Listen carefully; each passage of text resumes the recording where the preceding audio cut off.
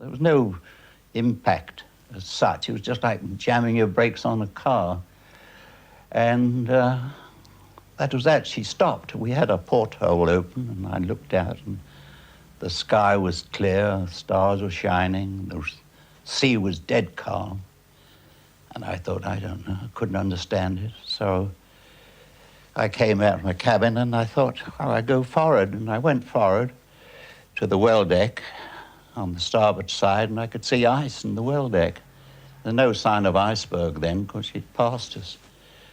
And the lights were shining on the water from the portholes, and no sign of damage above waterline. And of course, what had happened, we'd slipped over the iceberg. And although she was supposed to be unsinkable with a double bottom, the iceberg had cut her from forward on the starboard side to the engine room, almost amidships, right through her two bottoms. And we had orders to get the lifeboats out. And of course the same old order, women and children. And we swung the lifeboats out and gradually filled them up. First boats were away on the port side. The first boats away didn't have many passengers on board. They were afraid to go down. There was a 70-foot drop to the water, and they didn't think she was going to sink. And a few of the first boats on the port side got away with half filled. Don't forget, we had 16 lifeboats, and they each carried 50. And if they'd been filled, we could have saved 800, whereas we only saved 500. So you can imagine there were many seats in the first lifeboats vacant. Then I had orders to go down the storeroom with a gang of men and get all the biscuits we could find. Well, when we got back up onto the boat deck, we couldn't get near the lifeboats.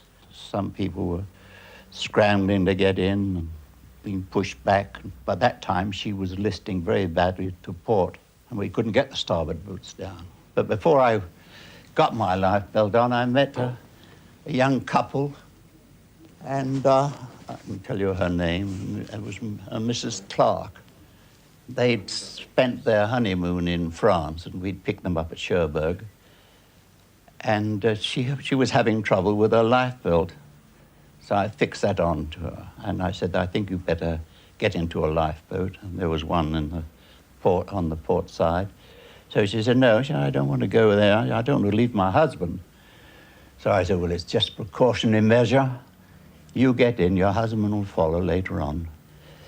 And I got her away, and that was that. And then I picked up my own lifebelt and put it on. Well, things went then, and then the third-class passengers were coming up. There were 700 of them, and they swarmed the decks and filled up the decks. And I thought, well, I'd done all I possibly could. I'd helped them all I could. And I thought, well, now I'll go up and get out of all this scrumming and go on the poop deck. And she was sinking fast then. And all of a sudden, she lifted up quickly, and you could hear everything crashing through her. Everything that was movable was going through her. And then she went down and seemed to come up again. So I thought, well, now I'm going to leave. And I was hanging on to a board. We had two boards, starboard and port, which said, keep clear of propeller blades. And I was hanging on to one of these, and I was getting higher and higher in the air. And I thought, well, now I'll go. And I dropped in. I had a lifebelt on. And I hit the water with a terrific crack. And luckily, I didn't hit anything when I dropped in. There were bodies all over the place. And then I looked up at the Titanic. So the propellers were right out of water. The rudder was right out, and I could see the bottom. And then gradually she glided away, and that was that. That was the last of the Titanic. I didn't want to die, and I didn't see much chance of living, but I was gradually getting frozen up. And by the grace of God, I came across a lifeboat, and they pulled me in. And there was a fireman dead in the bottom, and there was about a foot of water in this boat. There was another man who was trying to, he seemed to be trying to get away from it again. I don't know what was the matter with him. They were tying him down.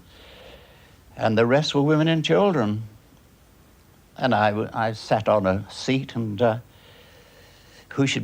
sat next to Mrs. Clark, the girl I'd put into a lifeboat. And she said, the first thing she said, have you seen my husband? So I said, no, I haven't, but I expect he'll be all right. Anyway, I was in a pretty bad way then, as you can imagine, frozen solid almost. And she wrapped me round with a cloak. She had some sort of blanket or a coat on. Anyway, I think she probably saved my life, I don't know. But I saved hers. At least I think I might have done. I think I did. And she saved mine. Then, first light, the Carpathia came along. The Carpathia was about 7,000 tons, and they were going to the Mediterranean, absolutely loaded. And they took us all on board, took us to New York. And that was that. I believe you've even got a watch that you were wearing at the time when you went into the water. Yes, yes. Oh, and it's only an old gunmetal watch. But I couldn't afford anything better in those early days. Here it is. This one. What does it show us? That says 2:20. What time was it when you went into the water, do you think? I think about 2 o'clock. I think it lasted. It was frozen up like I was. I think it lasted for about 20 minutes in the water. Does talking about this incident bother you like you have been today? Talking about it? I should probably dream about it tonight. Have another nightmare. You'd think I'm too old for that, but you'd be amazed. You lie in bed at night and the whole thing comes round again.